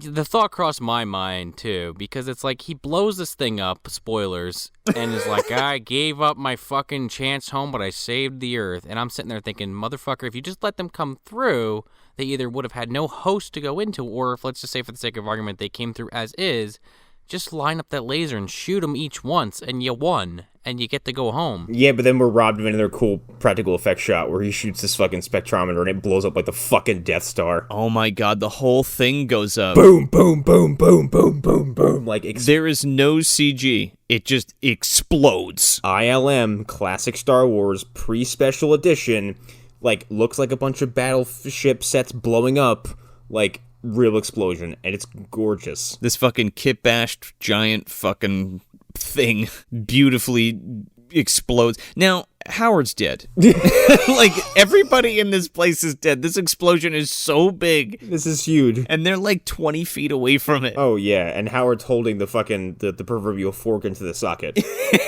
Pretty much. But everyone's fine, of course, it's a film, and everyone's much stronger against explosions. The only one who isn't fine is John Buchanan, who's just watched his life's work go to fucking shit. I guess I have to go back in time and do it again. This is his flashpoint? No, this is his Vision moment. Howard is Scarlet Witch, and the fucking Buchanan is Vision. And Howard had to blow it up to save everybody, but guess what? He's going back in time, fixing that shit. He's gonna take fucking Daniel Baldwin and just, like, turn him around. He just winds things back and forth. puts a thing back in his leg. Daniel Bowman's like, what are you doing? Shut up. Behave like the Infinity Stone that you are, okay? It's inside him. You just take this thing out of me? No. Here's some whiskey and a combat knife. Let's get that out of you. Anyway, so the explosion happens, and like they go to save Howard, and he's like fucking unconscious. But he does wake up, and he goes, "I'm not Howard," blah, and Phil like passes out. But it's just a goof. He's like, gotcha. And then slam cut to more Cherry Bomb music. Yeah. Except now they're playing a full fucking crowd, Connor, because they actually have a good manager now. Yes. Oh man, yeah, a duck from outer space. Wearing a suit. They're playing like Madison Square Garden, and they're playing the title theme to the movie. I didn't even hate this song, even though it's a fucking Howard the Duck song. Dude, it's written by Thomas Dolby and George Clinton. So there you go. Phil is now their like lights dude, and Howard's off the side, and like they have some kind of weird hijinks where Phil pulls the wrong lever. You know, he's like, Howard, pull that rope for me. And he's like, this one? He's like, no, not that one. And it like this platform like pulls him up into like the rafters and then like drops him in the middle of the stage. And it seems like an accident, but then Phil has a little guitar for him right away and just puts it around his neck. And then they just and then he starts going fucking Marty McFly all over the stage. Yeah, but he's playing like kazoo rock. This was the scene that I was sitting there watching, like, how did Lea Thompson just go with this? Was she just like, at this point, well, you know, we're almost done with this movie. I guess I'll just roll with it. Like, this has nothing to do with Back to the Future, I guess. She plays a fucking guitar duet with Howard the Duck, who's like, she has a regular guitar and he has this little guitar, and it sounds like a fucking kazoo. It sounds like a little whistle. Apparently, they had a ton of fun doing this. Like, this was like a big scene that they shot. I believe it. And they had a blast, you know. And they're singing Howard the Duck, blah blah blah. And then I believe it ends on a freeze frame of him holding his fucking guitar. No, like the credits are playing over the song, and they're still fucking jamming out, and then like the song's over, and they like go backstage, and then Howard's just like, not bad for a duck from outer space, huh?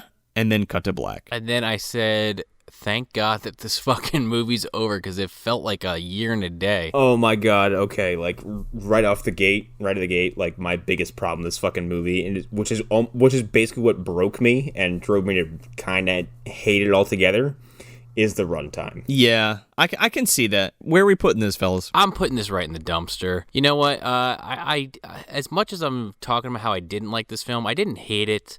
I really like the stuff where you have this demonic force essentially taking over the body of this character because, you know, basically, you know, we were kind of too big for our britches, and we were looking into space to try to find something, and we found something that we didn't necessarily anticipate.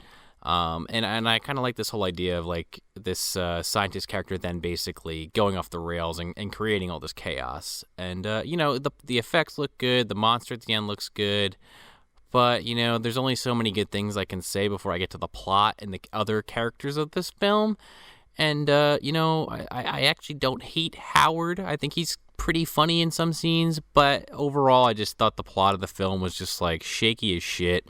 And, you know, it's, for me, it's probably surface level dumpster. I'm probably not going to watch it again, but I'm also not like so against the film that it's like in the sludge area at the bottom where all the other, you know, shit stained films we've watched are living. It's a dumpster movie, but it's casual tossing with my copy of Playduck. You know, they kind of go in there together.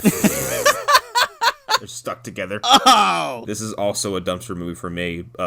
This is going a little further the dumpster than Sean's, because like I agree on all counts for why he liked this movie, but I found Howard to be fucking detestable at times. I found him to be a little annoying, and like I didn't need his temporary quest for a day job. That entire plot could be excised and I'd be okay with it. I would have much rather taken a movie where Howard gets to Earth and the entire plot is centered around a fucking human duck fighting Cthulhu. Right, well, yeah, obviously. I would have taken that movie at 1 hour and 30 minutes than this movie at 1 hour and 50 any fucking day of the week, or even 1 hour and 20.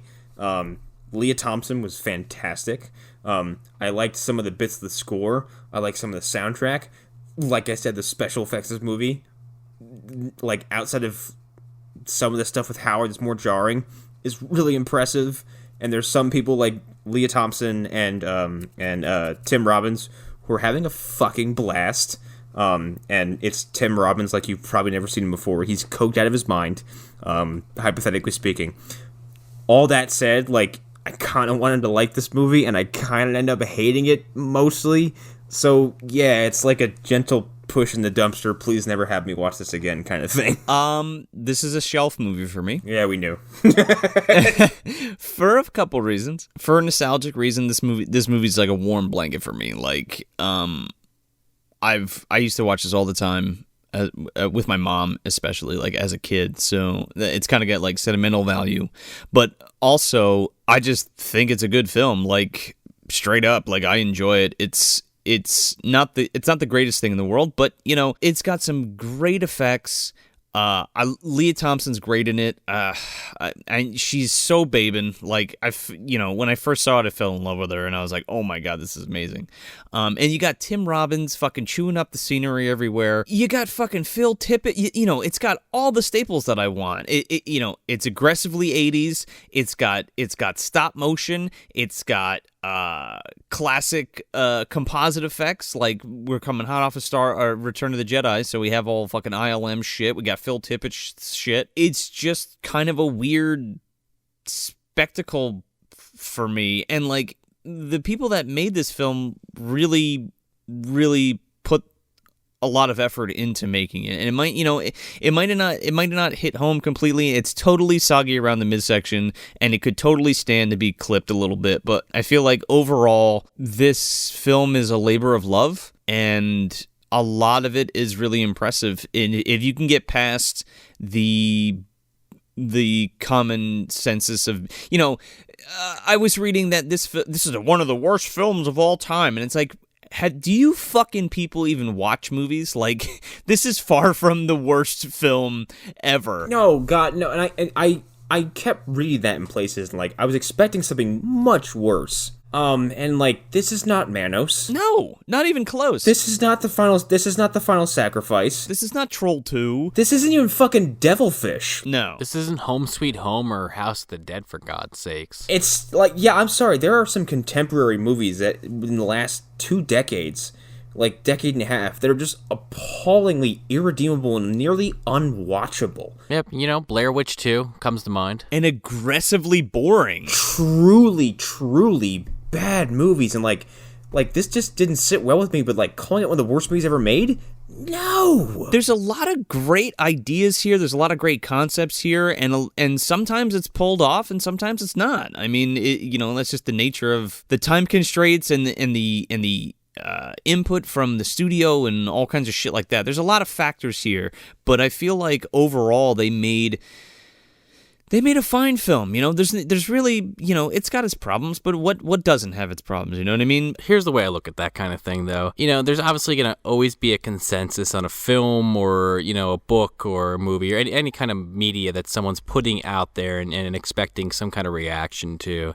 And sometimes you go with the consensus if you're not totally sold on something. But like at the end of the day, like until I'm gonna watch or consume that thing for myself, like I always have in the back of my mind, I'm like, yeah, I've heard this is a piece of shit, but I don't know it's a piece of shit. And after watching this film, I don't think it's a piece of shit, but it's definitely not like it's definitely not the worst movie I ever saw, but it's definitely not the best movie I ever saw. But that's just my opinion. Sure, it's art, it's subjective. No, I think the reputation this movie has developed is maybe a little unearned, and maybe as a culture we should probably reassess where it lies. Well, I think it gets a lot more love now than it did. Yeah, I would hope so. Obviously, I mean it's full on cult status at this point. It's got a lot of good ideas and it's executed fine. I think it's fine. It's imaginative and wacky and fucking out there and it is totally a good time. So that's it. That's Howard the Duck from 1986, directed by Willard Hayek. Hey everybody, if you want some more bad movie goodness, you can check us out at moviedumpsterpodcast.com. Subscribe to us on iTunes, Android, Stitcher, Spotify, Google Play, or Podbean, and make sure to leave us a 5-star review if you dig the show, because it helps us get out of the bottom of the dumpster into more eardrums. Yeah, and if you're on the social medias, you can follow us at Movie Dumpster on Instagram, Facebook, and Twitter. I'm Joel Escola. I'm Sean O'Rourke. I'm Connor McGraw. Thanks for visiting the dumpster. You are about to witness the end of the old world and the birth of the new. Hey! Is he not one of TV evangelist or something? Or something. I'm gonna kill somebody.